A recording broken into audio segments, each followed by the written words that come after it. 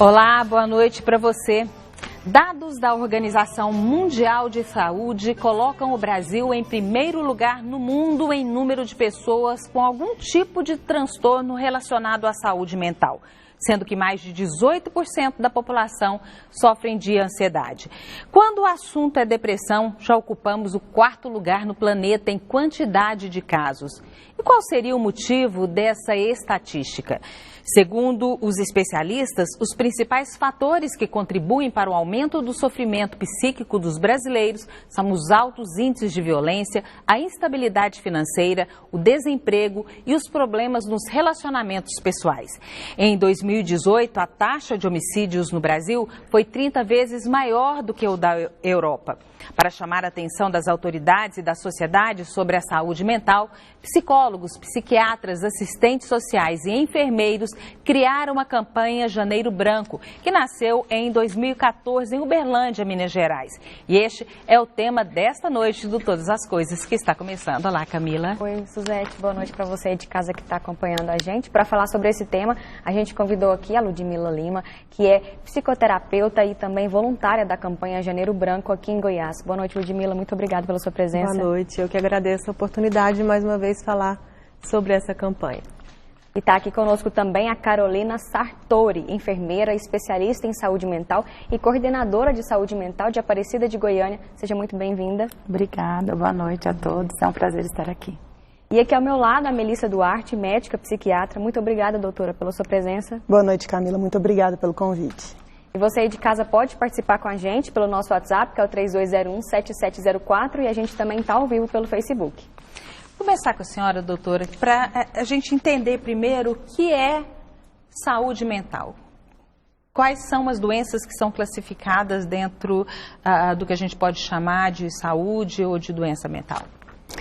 A nossa mente, ela é responsável por várias funções, né? A gente tem a regulação da vontade, a regulação dos impulsos, né?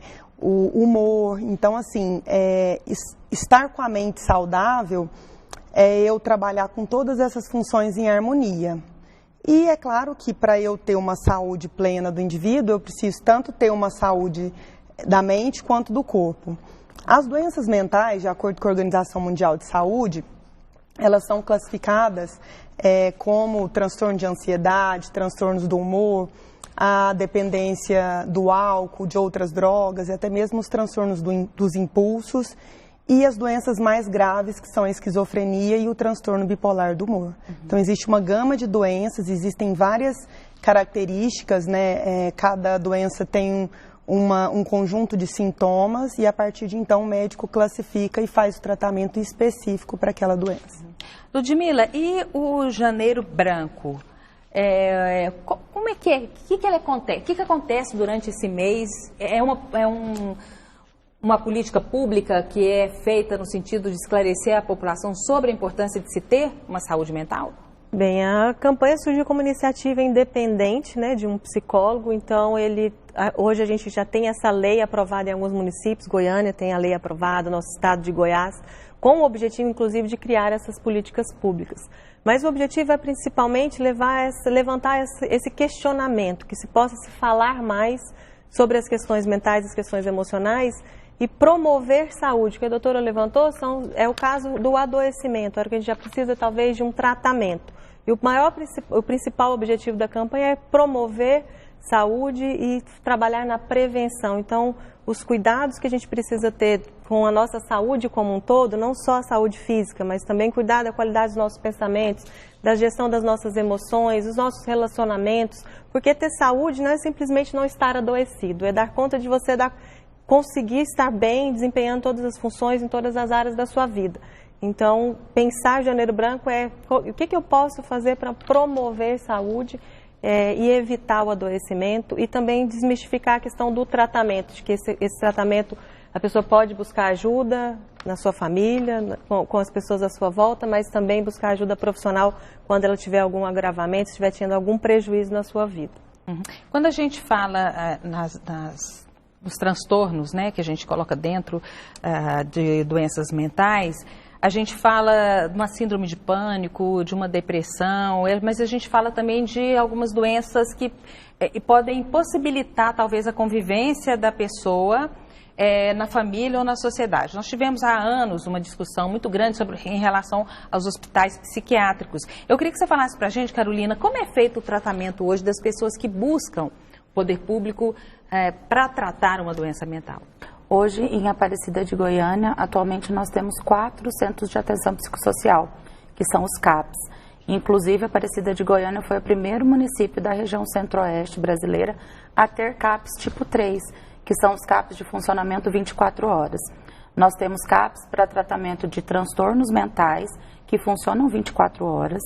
Temos CAPs que cuidam de álcool e outras drogas, né, que são as dependências químicas, tanto adulto quanto infanto-juvenil, também de funcionamento 24 horas. E CAPs que trata de crianças e adolescentes com algum tipo de transtorno, desde um déficit de aprendizagem até uma hipótese diagnóstica de uma esquizofrenia ou um transtorno bipolar, dentro desse CAPS infantil que a gente chama. E além de tudo, em Aparecida também nós temos uma emergência psiquiátrica, né, exclusiva, principalmente para os moradores do município, mas atende a região. Quem procurar o serviço, ele é atendido. É uma emergência 24 horas, então a gente tem psiquiatra 24 horas, a gente tem uma equipe de enfermagem 24 horas dentro de uma UPA, que é a UPA Flamboyant. Então a gente faz esse atendimento numa emergência e os encaminhamentos. Sem passar pelo... Ele vai direto? Sim, vai direto. É como se fosse... Em Goiânia tem o Vacili Schuch, que atende a região metropolitana e estadual, né? Em Aparecida a gente tem dentro da UPA. Os moradores de Aparecida não precisam passar pelo Vacili, eles vão direto para a emergência psiquiátrica. E temos a Pax também, que é uma parceira nossa. A Pax Clínica, quando a gente precisa de internação, a gente encaminha muitos pacientes para lá, porque ela está dentro do nosso município e faz parte da rede de atenção psicossocial também. Tá bom. Bom, e quem sofre com problemas mentais sabe como a vida pode perder o sabor. As histórias são únicas, assim como o tratamento e a superação. O Todas as Coisas foi conhecer a história da jornalista e pedagoga Tereza Ribeiro, que convive com a depressão e com a síndrome do pânico.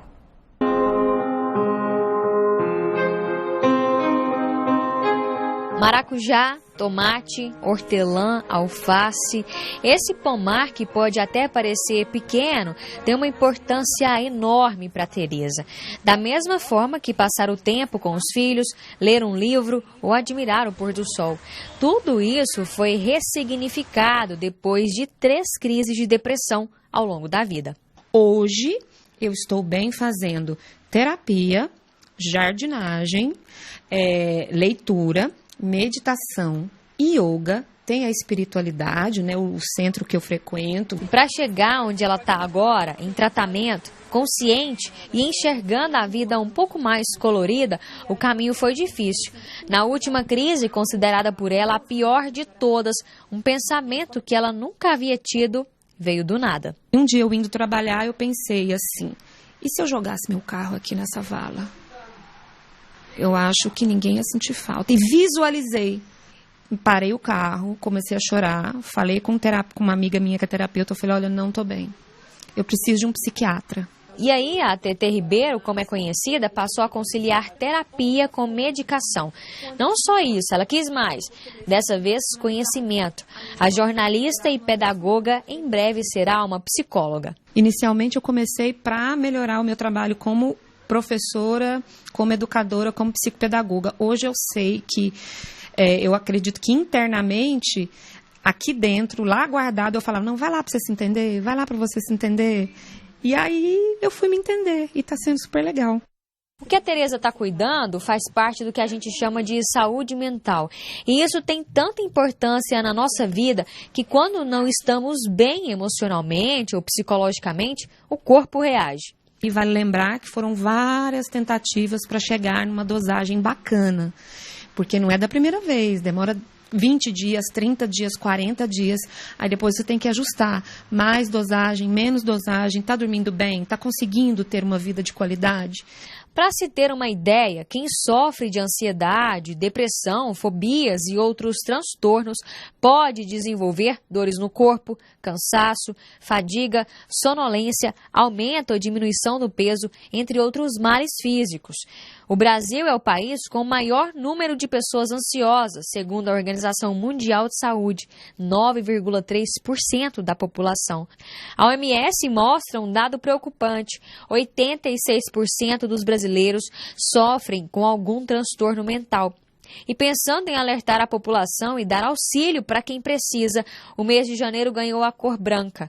As campanhas que rodam o país querem chamar a atenção para a importância da saúde mental. E mais que isso, fazer com que os transtornos sejam compreendidos. Assim, quem tanto sofre, ao invés de julgamento, terá uma rede de apoio.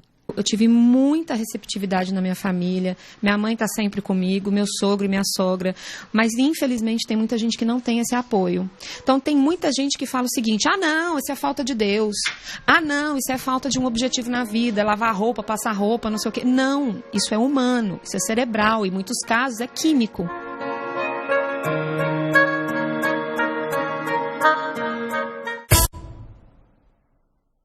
Uma coisa que me chamou bastante atenção nessa reportagem é justamente essa questão do preconceito, né, que muita gente sofre. Fala muito que a pessoa é louca, que é preguiçosa, que é incapaz, e ela se sente muito julgada. Então, além dela lidar com ela mesma, com todos os pensamentos que ela tem que lidar ali, autodestrutivos, a gente pode até falar isso, ela ainda tem que lidar com o julgamento, né? O que a gente pode alertar? Porque o Janeiro Branco também tem esse viés, né, de alertar a população sobre como estender a mão e não apontar o dedo, né? E principalmente falar mais sobre isso, é um chamado, que a gente pode sim falar sobre o que anda passando na nossa cabeça, o que a gente tem sentido, dividir isso com as pessoas da nossa família, às vezes um colega de trabalho, uma pessoa de confiança, falar mais e escutar mais, porque às vezes a pessoa do nosso lado, você vê, acho que a reportagem trouxe bastante a quantidade de pessoas que sofrem. Então, você sofre isso, você não está sozinho, às vezes a gente pensa que está sozinho e não quer falar disso. Ou eu posso oferecer minha ajuda, minha escuta, meu olhar, meu ombro amigo, e a gente poder desmistificar e criar espaços. Isso aqui é um espaço, esse programa hoje, a gente está falando sobre isso. Então, o objetivo da campanha é falar sobre esses temas, e o conhecimento, a informação cura, liberta. Então, quanto mais a gente puder dar abertura, e se estiver sentindo uma dificuldade, um desconforto, busque uma pessoa de confiança e fale mais sobre isso, e a gente vai assim desmistificando que tudo isso que a gente tem vivido, que todas essas dores são tão humanas, então faz parte, assim como a gente adoece uma parte física do corpo, às vezes acontece isso e não tem mal nenhum nisso, você pode e precisa buscar ajuda, porque esse silêncio provoca o agravamento e a cronificação do adoecimento, e às vezes o tratamento fica ainda mais difícil, mais complicado. Até porque, né, doutora, a saúde mental, ela anda junto com a saúde física, né? Não tem essa questão de dividir. A gente trata sempre da saúde física, né? Tô sentindo uma dor, vou ali no médico para tentar me curar, mas acho que a gente não, eu particularmente não penso muito assim na minha saúde mental como eu penso na minha saúde física. Isso é normal, é comum, né? Sim, e assim, a gente tem que considerar que a doença mental, na maior parte das vezes, ela está acompanhada de uma doença crônica. Quem é hipertenso de longa data, diabético de longa data, pessoa que às vezes faz um tratamento oncológico, na maior parte das vezes vai ter uma alteração daqueles hormônios cerebrais. E, consequentemente, eu instalo um quadro de ansiedade ou um episódio depressivo, por exemplo. Então, é muito comum eu ter uma doença física que ela desencadeia ou ela incita um quadro, um transtorno de humor. Tanto é que quando eu trato o humor, a pessoa ela melhora da doença que ela está se tratando. Né? A gente tem doença física. Isso, um paciente diabético, quando ele está ansioso, ele vai responder pior do que uma pessoa que trata a ansiedade, um diabético que está em tratamento. Ele vai ter um melhor controle da glicemia, da taxa de açúcar no sangue. Então, tratar a mente ela rege todo o corpo, né? É muito importante, porque você aumenta muito a resposta aos outros tratamentos, né? O oncológico e os outros por si só. Isso que você falou, Camila, acho que é uma coisa que eu quero estender um pouco mais, eu vou chamar nosso intervalo, mas é a questão de não apontar o dedo, dar a mão e não apontar o dedo. É interessante você pensar que as pessoas que são mais afetadas por um ente estar uma pessoa está com doença mental é a família. E muitas vezes a família tem o preconceito, a família julga dessa forma, é falta de Deus, é falta do que fazer, é falta de trabalho, né? E eu quero até depois que você fale pra gente, se nesse atendimento que vocês têm ali em Aparecida, vocês conseguem perceber isso. Há um adoecimento de toda a família quando você tem uma pessoa com um transtorno mental. E muitas vezes essa família não tem esse entendimento, ainda existe um preconceito muito grande em relação a essas doenças mentais, esses transtornos mentais, e a procura do médico certo para tratar isso. A pessoa vai no ginecologista, a pessoa vai no psiquiatra, vai no neurologista, mas ele não quer ir no psiquiatra, né? A gente volta já já, depois do intervalo, falando ainda sobre o Janeiro Branco.